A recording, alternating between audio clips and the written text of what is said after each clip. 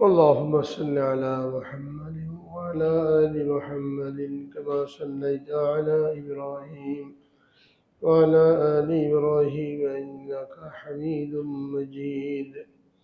اللهم بارك على محمد وعلى آل محمد كما باركت على إبراهيم وعلى آل إبراهيم إنك حميد مجيد. الحمد لله وكفى وسلام على عباده الذين اصطفى. أما بعد، قال الله تبارك وتعالى في كلامه المجيد والفرقان الحميد: ومن أحسن قولا ممن دعا إلى الله وعمل صالحا وقال إنني من المسلمين. وقال تعالى: ومن يطع الله ورسوله فقد فاز فوزا عظيما. وقال رسول الله صلى الله عليه وسلم: كلكم راع وكلكم مسؤول عن رعيته، أو كما قال عليه الصلاة والسلام. صدق الله العظيم وصدق رسوله النبي الكريم، ونحن على ذلك من الشاهدين والشاكرين. الحمد لله رب العالمين. الحمد لله। মাসিক সুন্নতের এই মাহফিলে উপস্থিত আইম্মা এজাম এবং বেরাদারান ইসলাম, আল্লাহ রাব্বুল আলামিনের লাখ কোটি শুকরিয়া যে আল্লাহ রাব্বুল আলামিন আমাদেরকে আমাদের আমলগুলি তার দরবারে মকবুল হওয়ার জন্য এবং অল্প আমলে বেশি নেকি লাভ করার জন্য রাসূল আকরাম সাল্লাল্লাহু আলাইহি সাল্লামের মাধ্যমে আমাদেরকে একটা মাপকাঠি দিয়েছেন, একটা সুন্নত তরিকা দিয়েছেন, এবং এই মাপকাঠির ভিত্তিতে, এই সুন্নত তরিকার ভিত্তিতে ওই আমল আল্লাহ পাকের দরবারে মকবুল হওয়া, গ্রহণযোগ্য হওয়া এবং এর পরিপূর্ণ বিনিময় লাভ করার ওয়াদা করেছেন। যে কোনো আমল যদি আল্লাহর হুকুম অনুযায়ী হয় তো সে আমলটা আল্লাহ পাকের দরবারে তখনই গ্রহণযোগ্য হয় যেটা রাসূল আকরাম সাল্লাল্লাহু আলাইহি সাল্লামের দেখানো মাপকাঠি মতন হয়, যেটা কোরআনে পাকের মধ্যে আল্লাহ রাব্বুল আলামিন ইরশাদ করেছেন: লাকাদ কানা লাকুম ফি রাসূলিল্লাহি উসওয়াতুন হাসানাহ লিমান কানা ইয়ারজুল্লাহ ওয়াল ইয়াওমাল আখিরা ওয়া যাকারাল্লাহা কাসীরা। তোমাদের মধ্যে একজন রাসূলকে পাঠানো হয়েছে যার মধ্যে তোমাদের জন্য উত্তম আদর্শ রয়েছে। কাদের জন্য? লিমান কানা ইয়ারজুল্লাহ ওয়াল ইয়াওমাল আখিরা, যারা আল্লাহকে ভয় করে, আল্লাহর সাথে মোলাকাতের আশা রাখে এবং কিয়ামতের দিনকে ভয় করে, যে কিয়ামতের দিন আমাদেরকে আল্লাহর সামনে দাঁড়াতে হবে। তারা নবীর এই তরিকাকে নিজের জন্য তরিকা মনে করবে, আদর্শ মনে করবে। আর যারা এটাকে আদর্শ মনে করে নিজেদের আমলকে ওই মতন গড়ে তুলবে, তাদের সম্পর্কে আল্লাহ রাব্বুল আলামিন বলেন: ওয়া ইউতিল্লাহ ওয়া রাসূলাহু ফাকাদ ফাজা ফাওজান আযীমা। যে ব্যক্তি আল্লাহ এবং তার রাসূলের আনুগত্য করলো, ইতাআত করলো, সে ব্যক্তি পরিপূর্ণ সফলতা লাভ করল। আমরা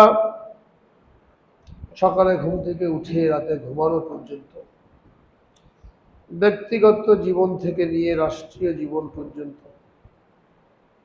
নিজেদের রান্নাঘর থেকে নিয়ে সর্বোচ্চ পর্যায় পর্যন্ত যে কোনো কাজ করি, এমন কোনো কাজ নাই যেখানে আল্লাহ রাব্বুল আলামিন তার রাসূলের মাধ্যমে আমাদেরকে দিক নির্দেশনা প্রদান করেন নাই।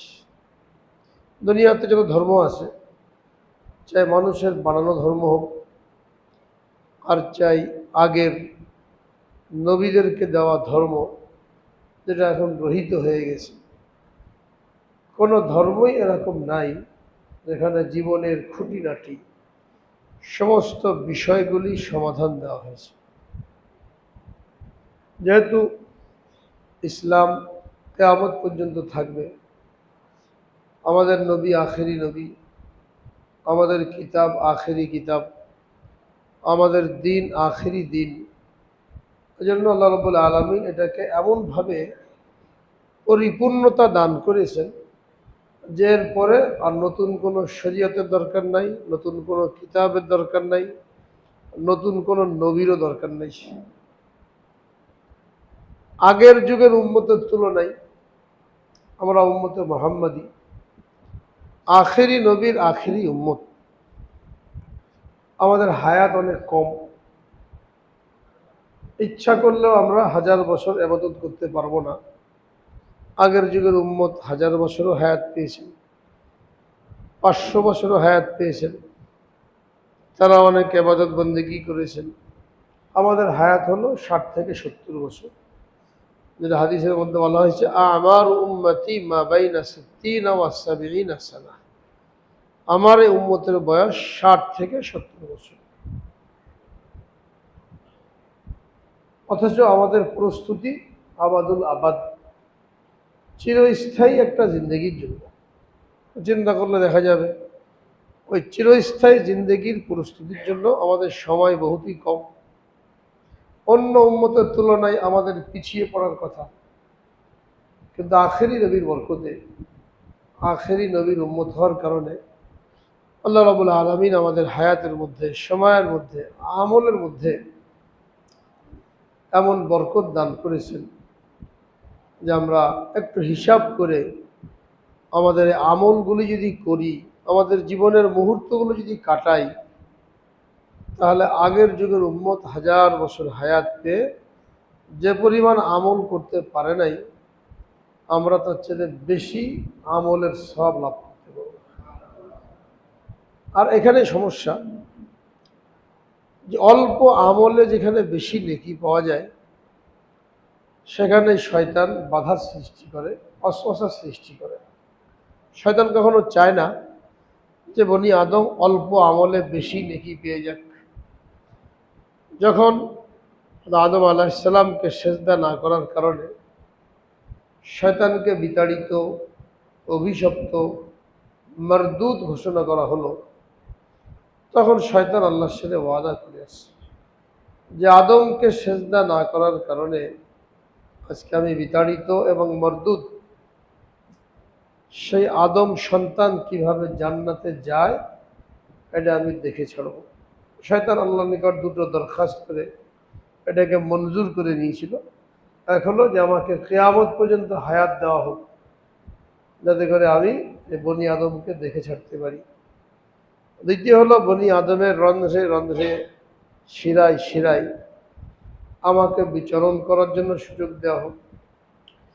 তো আল্লাহ রাব্বুল আলামিন তার এই দুই দরখাস্ত কবুল করেছেন, তাকে কিয়ামত পর্যন্ত দীর্ঘ হায়াত দিয়েছেন এবং মানুষের শিরায় শিরায় প্রবেশ করার জন্য অনুমতি দিয়েছেন, সুযোগ দিয়েছেন। এটাকে কাজে লাগিয়ে শয়তান মানুষকে ধোঁকা দিতে থাকে, আমল থেকে দূরে রাখতে থাকে, ওয়াসওয়াসা দিতে থাকে। যার কারণে আমাদের একটা বিশাল সুযোগ থাকার পরেও যে অল্প আমলে অনেক বেশি নেকি, এই বিশাল সুযোগ থাকার পরেও আমরা এটা লাভ করতে পারি না। মন চাই ইচ্ছা মতন যে কোনো আমল করি, এই আমলটা কিভাবে করলে আল্লাহ পাকের দরবারে কবুল হবে, এই আমলের মধ্যে সুন্নত তরিকাটা কি, এটা আমরা অনেকে জানি না। আর অনেকে জানলেও আমাদের সে আমলটা বেশি থেকে বেশি নামাজের মধ্যেই সীমাবদ্ধ থাকে। অথচ আমাদেরকে দুনিয়াতে পাঠানোর উদ্দেশ্য সম্পর্কে আল্লাহ রাব্বুল আলামিন জানিয়ে দিয়েছেন, আমা খালাকতুল জিন্না ওয়াল ইনসা ইল্লা লিয়াবুদুন। মানুষ আর জিন জাতিকে আমি শুধুমাত্র আমার ইবাদত করার জন্যই সৃষ্টি করেছি। অর্থাৎ অন্য কোনো কাজ মানুষ আর জিন করবে না। অথচ দেখা যাচ্ছে আমরা দুনিয়াতে এসে ব্যক্তিগত কাজ করি, দুনিয়াবি কাজ করি, আর যেটাকে আমরা ইবাদত মনে করি ওটার পরিমাণ তো একেবারেই কম। 24 ঘন্টার জিন্দেগি, এটাকে যদি আমরা হিসাব করি তাহলে দেখা যাবে কমপক্ষে 8 ঘন্টা আমাদের ঘুম খাওয়ার মধ্যে চলে যায়। চাকরি বাকরি, চাষবাস, কৃষিকাজ, এর মধ্যে আমাদের কমপক্ষে 8 ঘন্টা সময় যায়, আর থাকে 8 ঘন্টা। এই 8 ঘন্টা খুব কম লোকই আছে যারা ইবাদতের মধ্যে কাটাতে পারে, খুব কম। যদি সবাই এই 8 ঘন্টা ইবাদত করতে পারত তাহলেও তো আল্লাহ পাকের এই ঘোষণা যে আমি জিন আর মানুষকে শুধুমাত্র আমার ইবাদতের জন্য সৃষ্টি করেছি, তাও তো হতো না। 16 ঘন্টা তার দুনিয়াবি কাজের মধ্যে চলে যাচ্ছে, মাত্র 8 ঘন্টা ইবাদত করতে পারছে। তাহলে আল্লাহ পাকের ঘোষণা তো সত্য যে আমি মানুষ আর জিনকে শুধুমাত্র আমার ইবাদত করার জন্যই সৃষ্টি করেছি। এই ঘোষণার সত্য কখন হবে? যখন আমরা ইবাদতের সংজ্ঞাটা ভালোভাবে জানবো যে ইবাদত কাকে বলে। আমা খালাকতুল জিন্না ওয়াল ইনসা ইল্লা লিয়াবুদুন, মানুষ আর জিনকে আমি শুধুমাত্র আমার ইবাদত করার জন্যই সৃষ্টি করেছি। ইবাদত কাকে বলে? কুনতুম খায়রা ওয়ালতাকুম মিনকুম উম্মাতুন ইয়াদউনা ইলাল খায়র।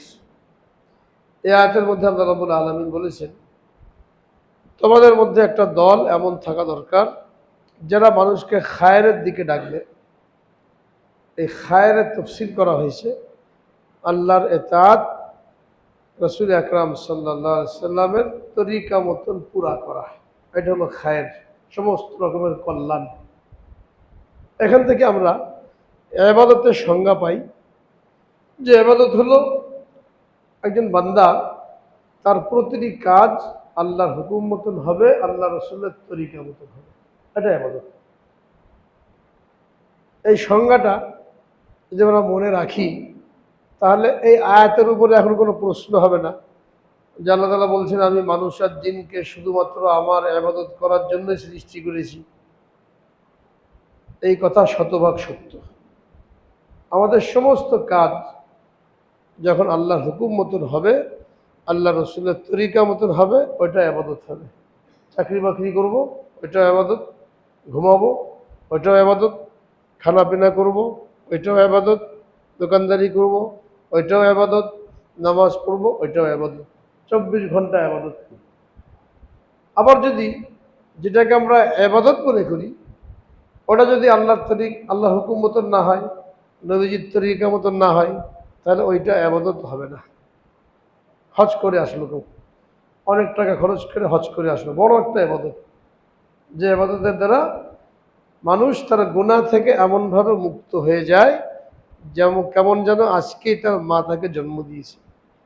কিন্তু এটা যদি সুন্নত তরিকার মতন না হয়, হজের যে শর্ত আছে যেটাকে হজ্জে মাবরুর বলা হয়, ওই রকম যদি না হয় তাহলে এই হজ দ্বারা গুনাহ মাফ হবে?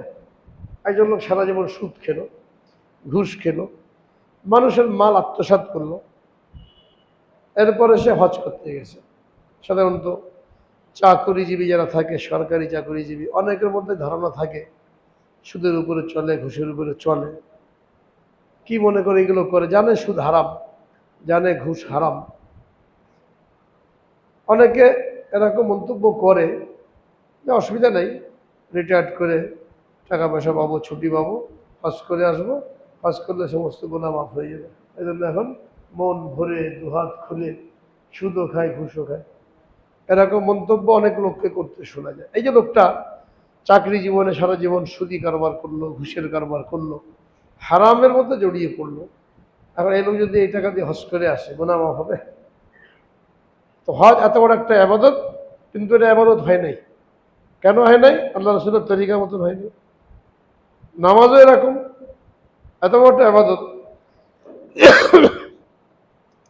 ইন্নাস সালাতা তানহা আনিল ফাহশাই ওয়াল মুনকার, সমস্ত অশ্লীল নির্লজ্জ বেহায়াপনার কাছ থেকে মানুষকে বিরত রাখে। এটা কখন রাখবে? যখন তার নামাজ 13টা ফরজ, 14টা ওয়াজিব, 51টা সুন্নত, 19টা নামাজ ভঙ্গের কারণ, এই সবগুলো মিলে এই নামাজটা তার পরিপূর্ণতা লাভ করবে। এই নামাজের মধ্যে এই সবগুলি জিনিস পাওয়া যাবে। তখন এই নামাজটা জানদার নামাজ হবে, খুশু খুজুওয়ালা নামাজ হবে। আর এই নামাজ দ্বারা তার থেকে এই রোগগুলি, এই গুনাহগুলি বিদায় নেবে।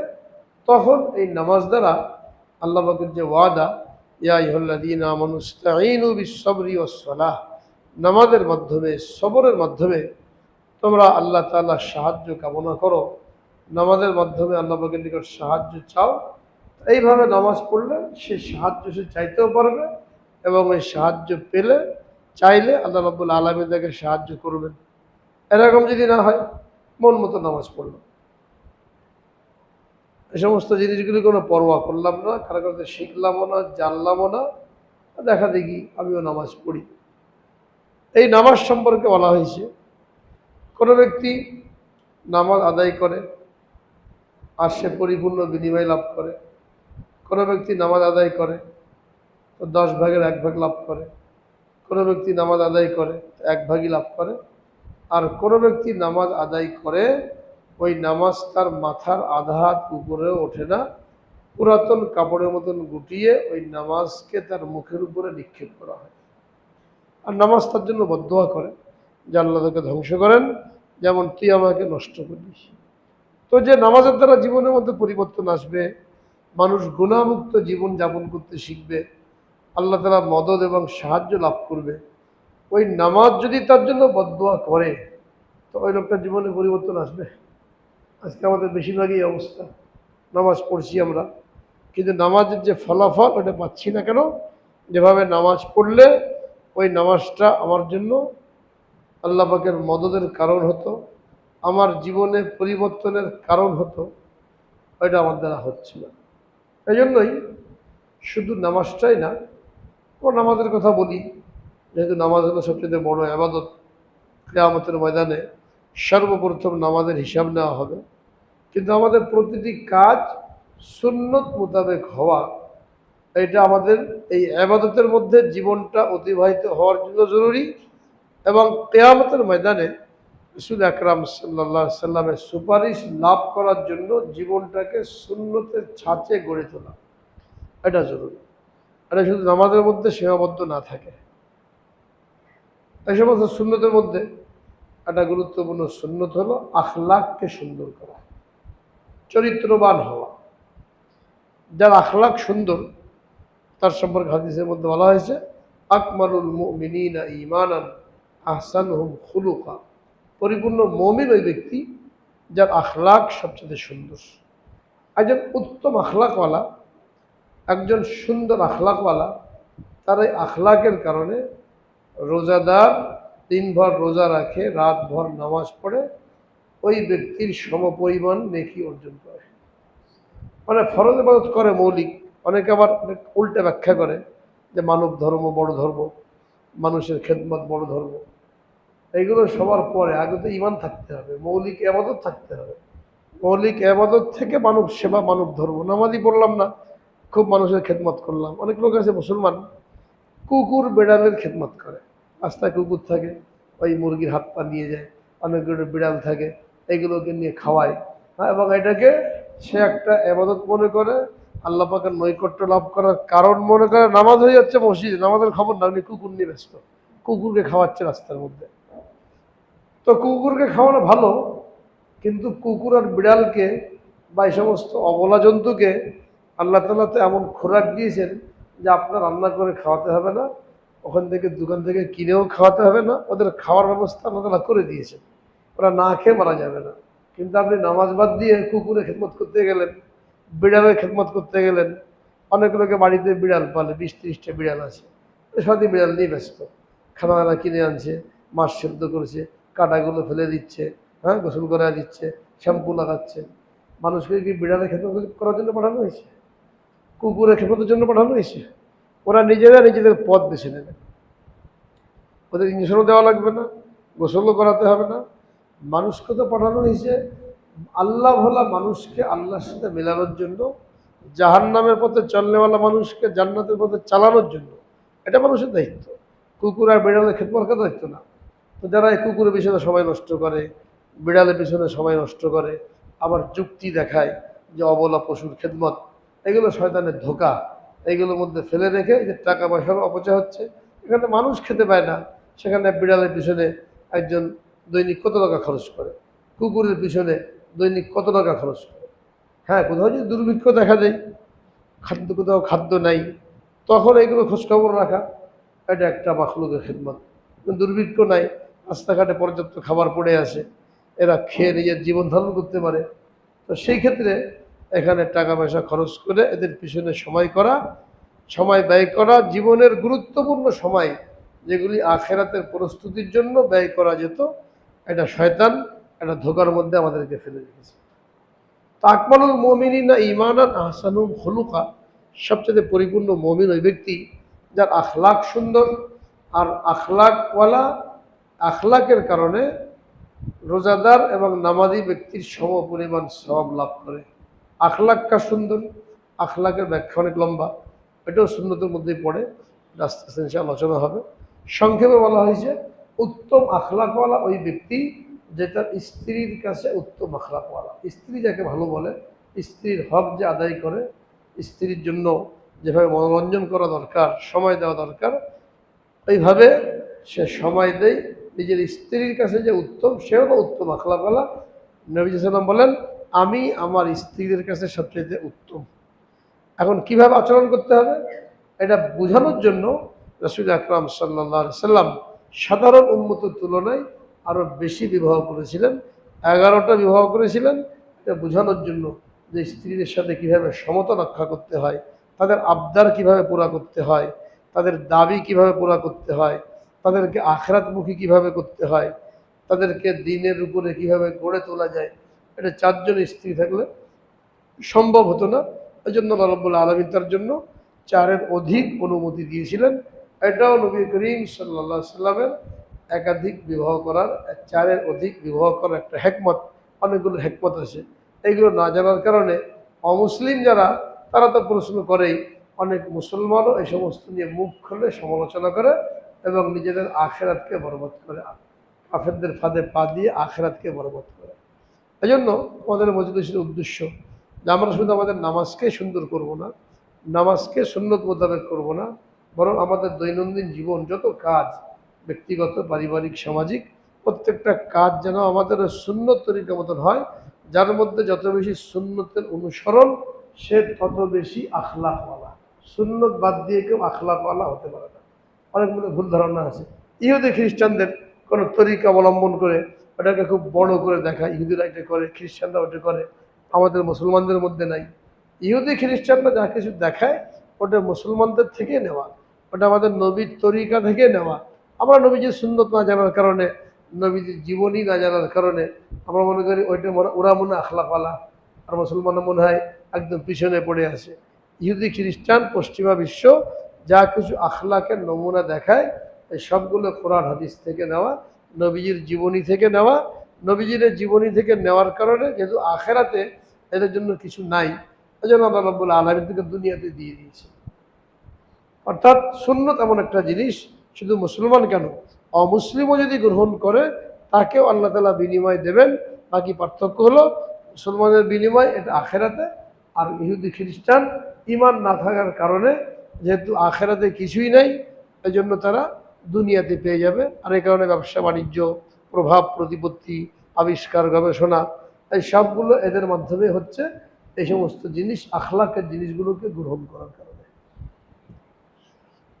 তো আমাদের নামাজ যেন সুন্দর হয়, নামাজের কারণে আমরা যেন অশ্লীলতা, বেহায়াপনা এইগুলো থেকে বাঁচতে পারি এবং এই নামাজের মধ্যে পরিপূর্ণতা আসে।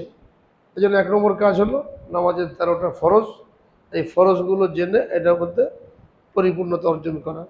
এরপরে 14টা ওয়াজিব আছে, এই ওয়াজিবগুলো জেনে এটাকে আমল করা। এরপরে সুন্নত যেগুলি আছে এগুলোর উপর আমল করা। গত মজলিসে আমরা কি আলোচনা করেছিলাম কারো মনে আছে? নামাজের ব্যাপারে কি আলোচনা হয়েছিল মনে আছে? হাদিসের মধ্যে আসছে কিয়ামতের আগে দিয়ে সর্বপ্রথম মুসল্লিদের মধ্যে থেকে, নামাজিদের মধ্যে থেকে যে জিনিস তুলে নেওয়া হবে এটা হলো খুশু খুজু। তুমি মুসল্লি, মসজিদ ভর্তি মুসল্লি দেখবে, কিন্তু কারোর মধ্যে কোনো খুশু খুজু থাকবে না।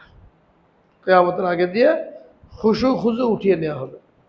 আর খুশু খুজু যদি না থাকে, ওই নামাজ আল্লাহ পাকের দরবারে মকবুল না। আল্লাহ রাব্বুল আলামিন ওই ব্যক্তিকে, ওই নামাজি ব্যক্তিকে সফল কাম বলে ঘোষণা করেছেন যার মধ্যে খুশু খুজু থাকে। কাদ আফলাহাল মুমিনুন আল্লাযীনা হুম ফি সলাতিহিম খাশিউন। নিশ্চয়ই ওই সমস্ত মুমিনরা কামিয়াব হয়ে গেছে যারা তাদের নামাজের মধ্যে খুশু খুজু অবলম্বন করে।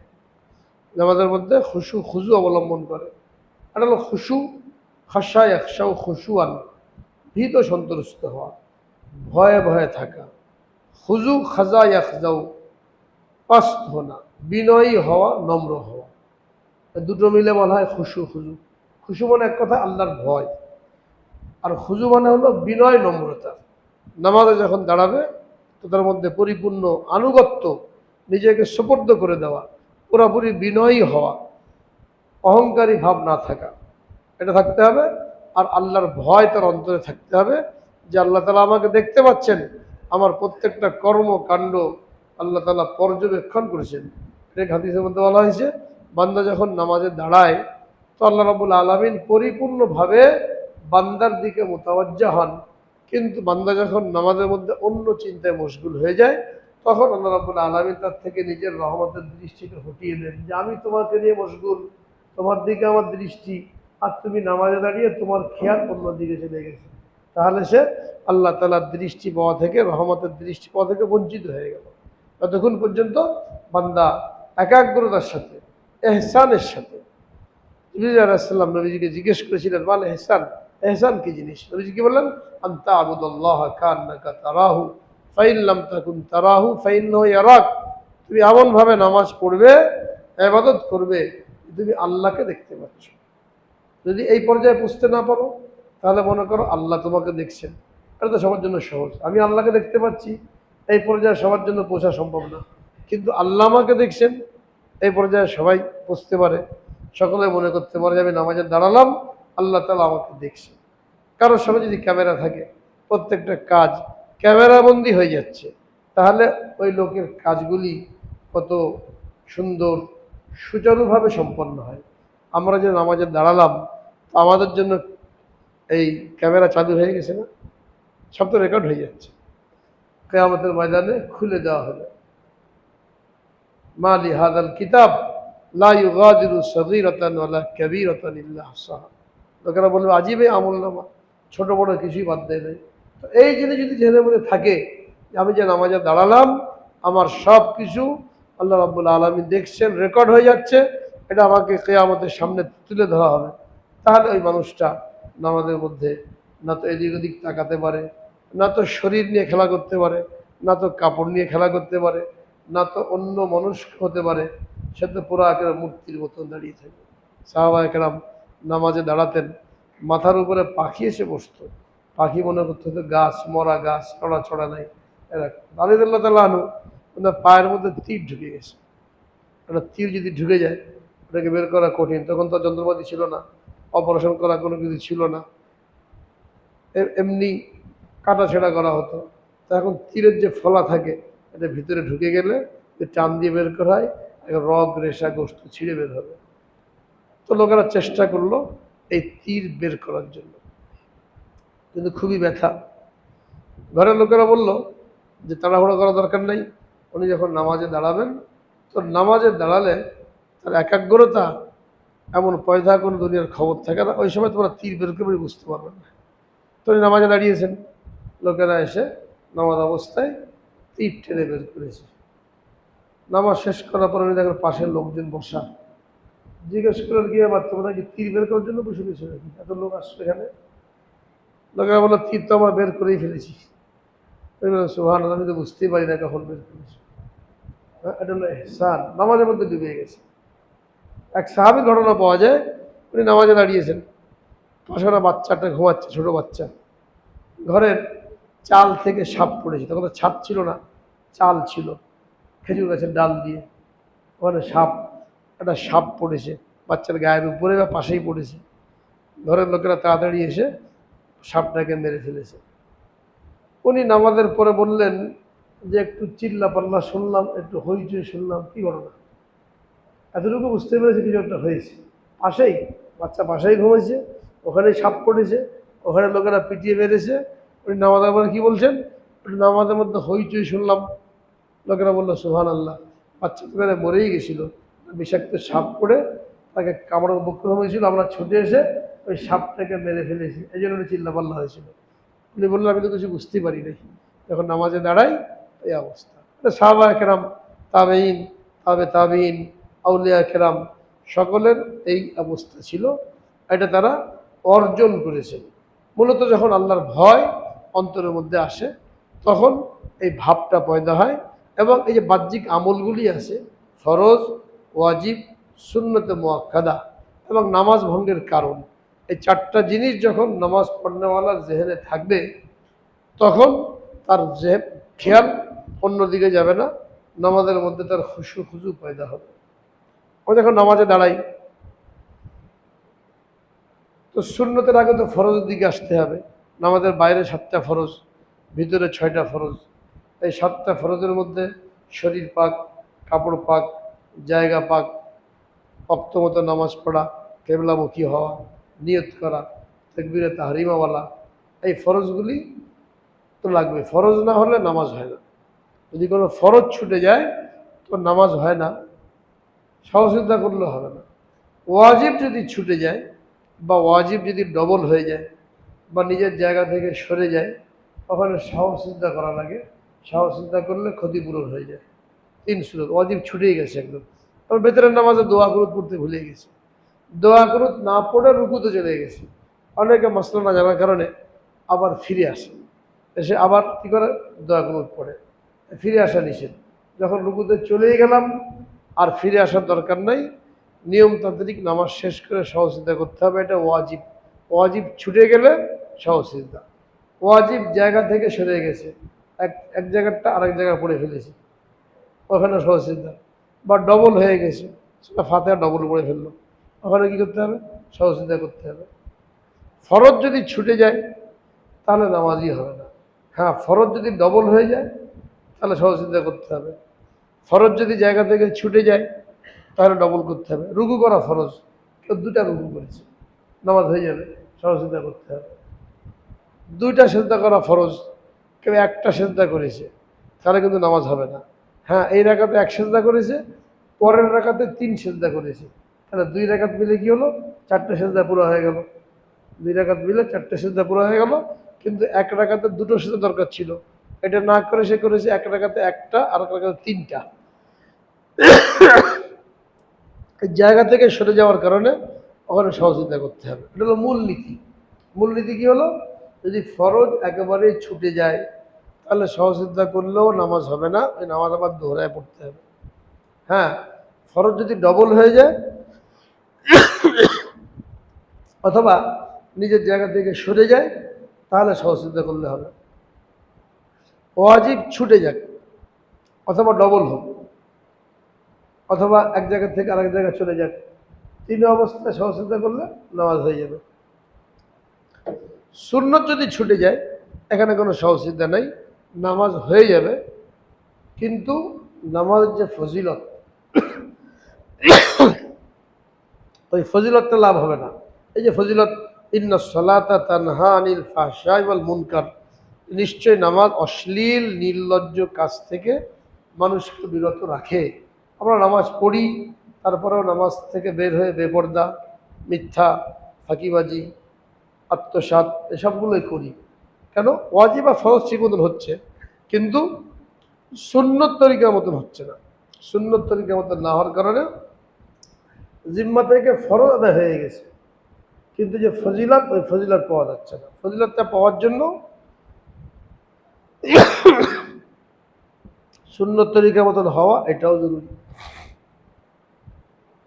কাজেই নামাজ পড়ার পরে আমরা আমাদের অবস্থা বিশ্লেষণ করে যদি দেখি যে নামাজের দ্বারা যে ফায়দা হওয়ার দরকার ছিল ওটা আমাদের দ্বারা হচ্ছে না, তাহলে নিজের নামাজের চিন্তা করতে হবে যে আল্লাহ তাআলা মিথ্যা বলেন নাই, তার রাসূলও মিথ্যা বলেন নাই, আমার মধ্যে কোনো পরিবর্তন হচ্ছে না, কোথায় ত্রুটি। এই ত্রুটি খুঁজে বের করার জন্য হয় একা একা চিন্তা করা অথবা ওলামায়ে কেরামকে জিজ্ঞেস করা, এটা জরুরি। তাহলে নামাজের আগে 7টা ফরজ, জায়গা পাক থাকতে হবে, কাপড় পাক থাকতে হবে, শরীর পাক থাকতে হবে, সময় মতো নামাজ আদায় করতে হবে। ইন্নাস সালাতা কানাত আলাল মুমিনিনা কিতাবাম মাওকুতা। কেবলামুখী হওয়া এটাও ফরজ। এই জন্য 2 ওয়াক্ত নামাজ একসাথে পড়া যায় না। কাজা হলে তো পড়া যাবে, কিন্তু কাজা না হলে যেমন কেউ সফরে যাবে, জোহর আর আসর এক টাইমে পড়ে ফেললো, আগে আসর পড়ে ফেললো, টাইম হয় না এখনো, এই নামাজ হবে না। শুধুমাত্র মিনা আর মুজদালিফা, আরাফা আর মুজদালিফা, এই 2 জায়গায় 2 ওয়াক্ত নামাজ একসাথে পড়া যায়। আরাফার ময়দানে 9 তারিখে জোহর আসর একসাথে পড়বে জোহরের টাইমে, আর মুজদালিফায় যে মাগরিব এসে একসাথে পড়বে ঈশার টাইমে। এই 2 দিন ছাড়া, 2 ওয়াক্ত ছাড়া বাকি কখনো 2 ওয়াক্ত নামাজ আগে পড়া যাবে না। কাজা হয়ে গেলে তখন তো 10 ওয়াক্ত একসাথে পড়তে পারবে। এটা হলো সময় মতো নামাজ পড়া। কিবলামুখী হওয়া জরুরি। আমাদের সাধারণত মসজিদ থাকে, রাস্তাঘাটে সফর করলে একটু খেয়াল করলে মসজিদ দেখা যায় এবং মসজিদ দেখে বোঝা যায় কোন দিকে কেবলা। অথবা আমাদের দেশ থেকে পশ্চিম দিকে কেবলা, তো সূর্য দেখলেও বোঝা যায় দিনের বেলা। কিন্তু অনেক জায়গায় এমন হয় যেখানে কেবলা চেনার কোনো উপায় নাই, ওই দেশে কোন দিকে কেবলা এটাও জানা নাই, কোনো মসজিদও নাই, ওইখানে যে এই নামাজ পড়াটা কঠিন হয়ে যায়। এই জন্য যারা এরকম কোনো দেশে সফর করে তাদের জন্য জরুরি হলো ওখানে যাওয়ার আগেই বা যাওয়ার পরেই নামাজ সংক্রান্ত এই সমস্ত জিনিসগুলি জেনে নাও। ওদেরকে জানবে এখানে কোন দিকে পশ্চিম, কোন দিকে কেবলা। পশ্চিম তো না, কেবলা। আমাদের দেশ থেকে যেহেতু পশ্চিম দিকে কেবলা, যেন আমরা পশ্চিম বলি, সব দেশে পশ্চিম দিকে কেবলা না। মদিনা শরীফে তো কেবলা হলো দক্ষিণ দিকে, মদিনা শরীফে কেবলা হলো দক্ষিণ দিকে, কেননা মদিনা থেকে মক্কা শরীফ দক্ষিণ দিকে, ওখানে দক্ষিণ দিকে কেবলা। আমাদের দেশ থেকে পশ্চিম দিকে কেবলা, কোনো দেশে পূর্ব দিকে কেবলা।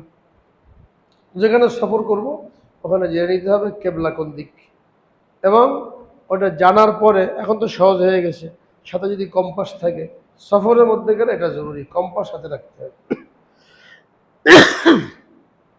আর এখন তো আল্লাহ পাকের মেহরবানি, বড় মোবাইলের মধ্যে ওখানে ধরলেই কেবলা নির্ধারণ করা যায়।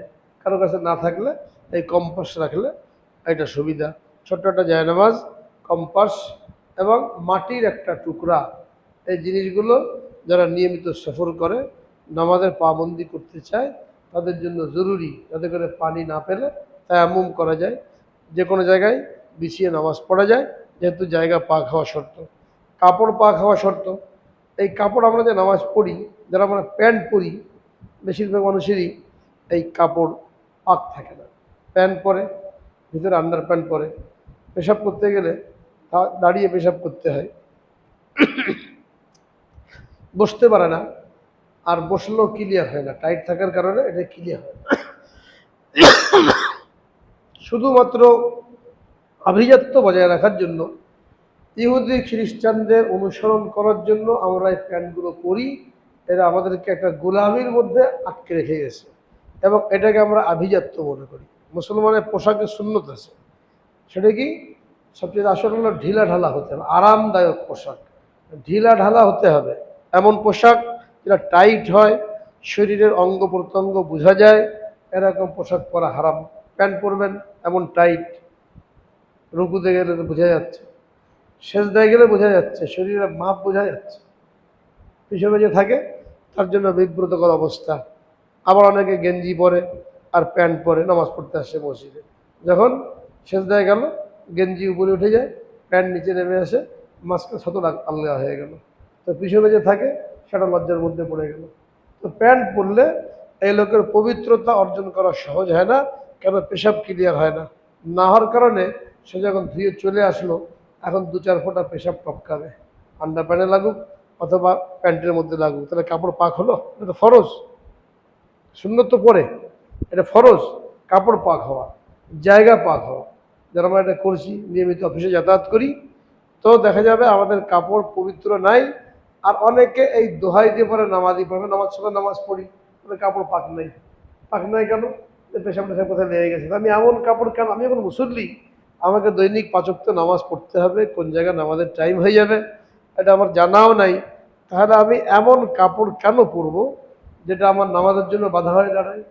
এই আভিজাত্য, এই অনুকরণ, অন্ধ অনুকরণ ইহুদি খ্রিস্টানদের আমাকে নামাজ থেকে বঞ্চিত করে দিচ্ছে। আমার পোশাকের পবিত্রতা এটাকে নষ্ট করছে। তো এই আভিজাত্য নিয়ে আমি কবরে যে কী করবো? আমার নামাজই হলো না। এই জন্য আগে নামাজের চিন্তা, মুসল্লি যে থাকবে তার আগে নামাজের চিন্তা থাকবে যে আমি এমন কাপড় পরবো যাতে আমি সময় মতো নামাজ পড়তে পারি। হ্যাঁ, যদি কোনো অফিসিয়াল বাধ্যবাধকতা থাকে তো আলাদা লুঙ্গি রাখতে হবে, যাতে করে নামাজের সময় ওটা খুলে আমি নামাজটা পড়ে নিতে পারি। কিন্তু এটা কোনো ওজন না যে আমার কাপড় না পাক, এই জন্য আমি এখন নামাজ পড়বো না। তারপরে যদি কখনো এরকম হয় যে সন্দেহ আছে, ওখানে পেশাব লেগে গেছে, তাহলে ওই জায়গাটা ধুয়ে, পুরো কাপড়টা ধোয়া কোনো জরুরি না। যে জায়গাটা নাপাকি লাগে ওই জায়গাটা ধোয়া লাগে, তো ওই জায়গাটা ধুয়ে এরপরে নামাজ পড়তে হবে।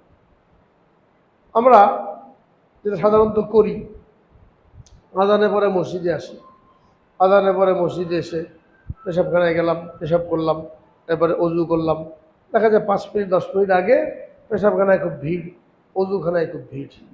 তো ভিড় থাকার কারণে একজন মানুষ এসে পরিপূর্ণ ক্লিয়ার হয়ে পবিত্রতা অর্জন করতে পারে না, পেশাব করে কোনো রকম ধুয়ে উঠে চলে আসে।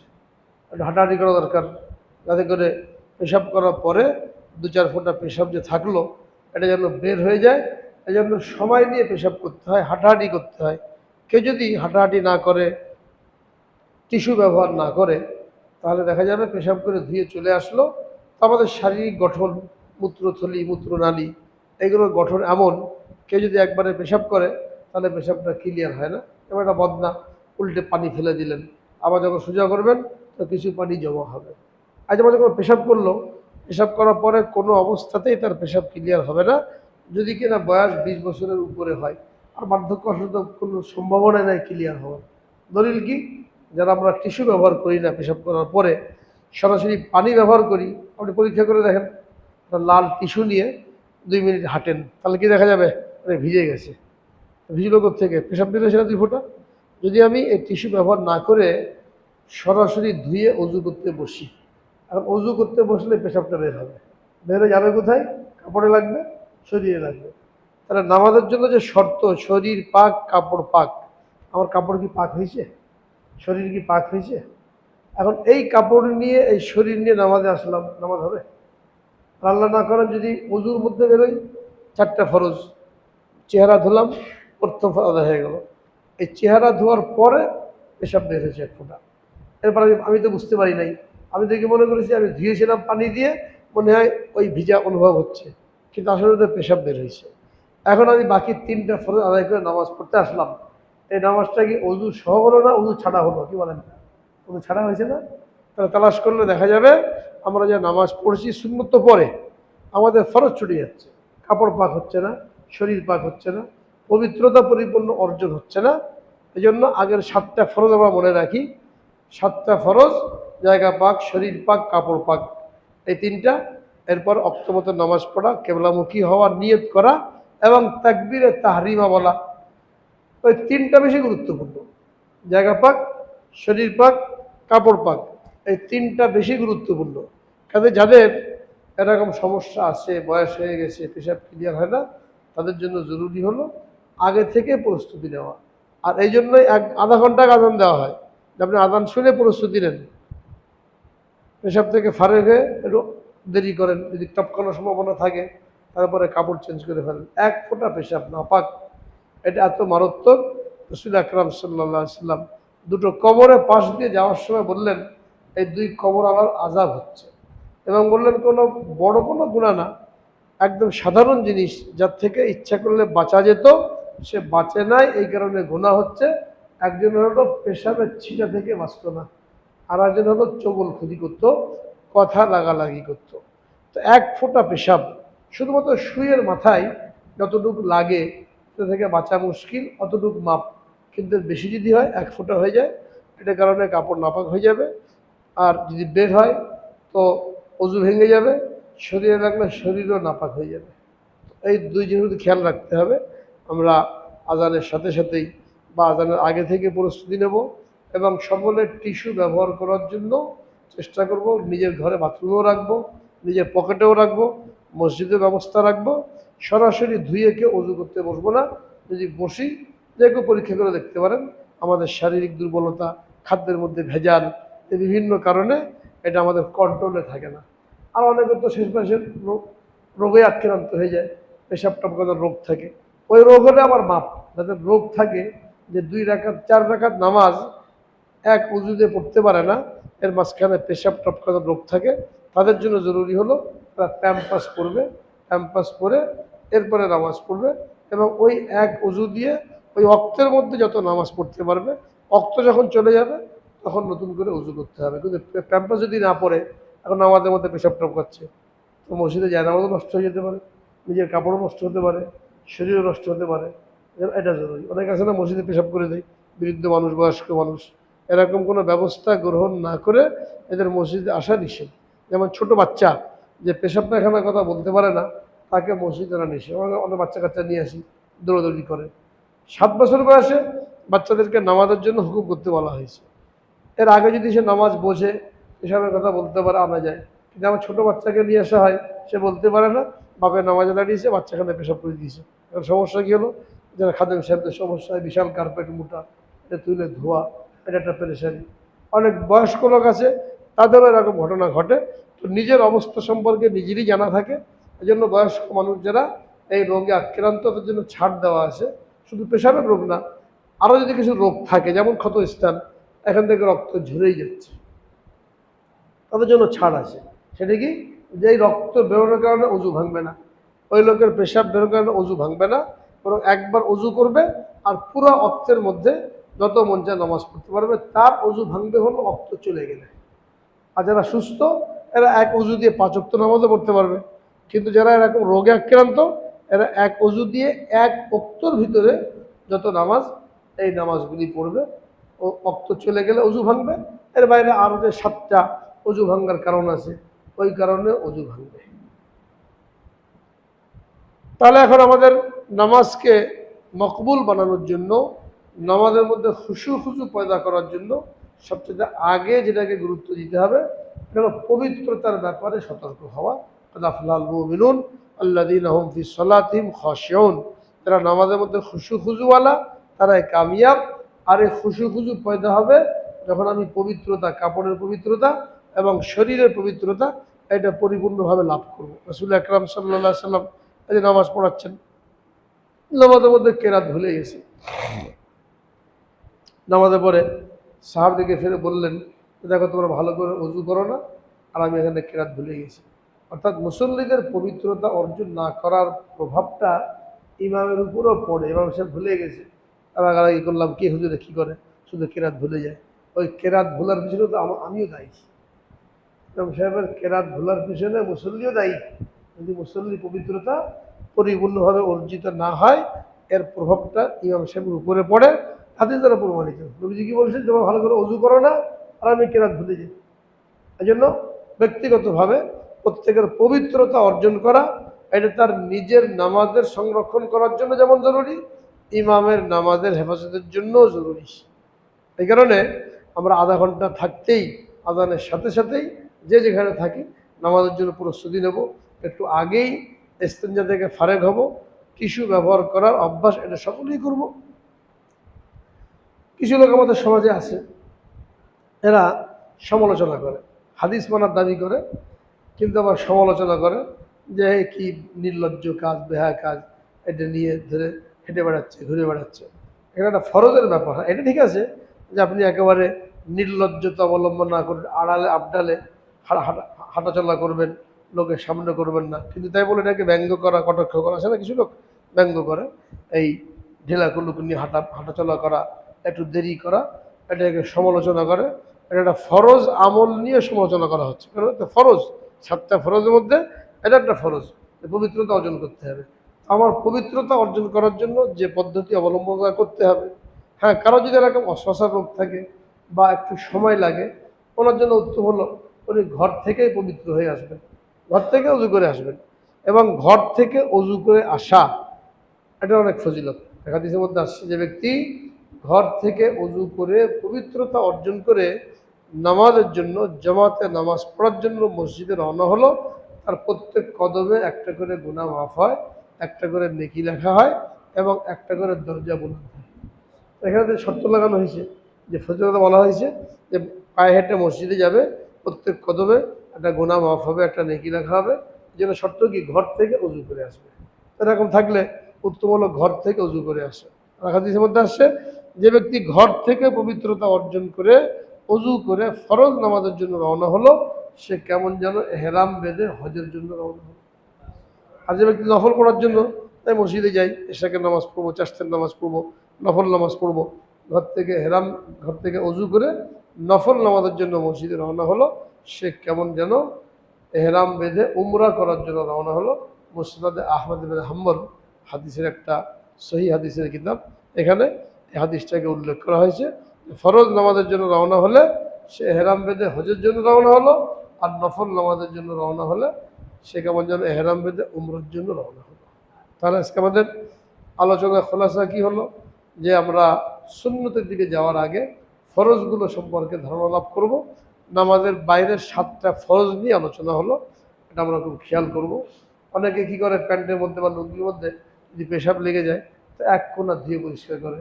হ্যাঁ, এই এক কোণা ধুলে কেমন লাগলো, এক জায়গা আমি ধুলাম আর এক কোণা পরিষ্কার হবে? এখানে লাগালো ওখানে পরিষ্কার করতে হবে। হ্যাঁ, ওই যে এক কোণা ধোই, এটা হলো অস্বসা দূর করার জন্য, লাগে নাই কিন্তু শয়তান ধোঁকা দিচ্ছে যে মনে হয় পেশাব লেগে আছে। তো তার জন্য ওই শয়তানকে মারার জন্য, শয়তানের অস্বসা দূর করার জন্য এক কোণা ধুয়ে ফেলবে।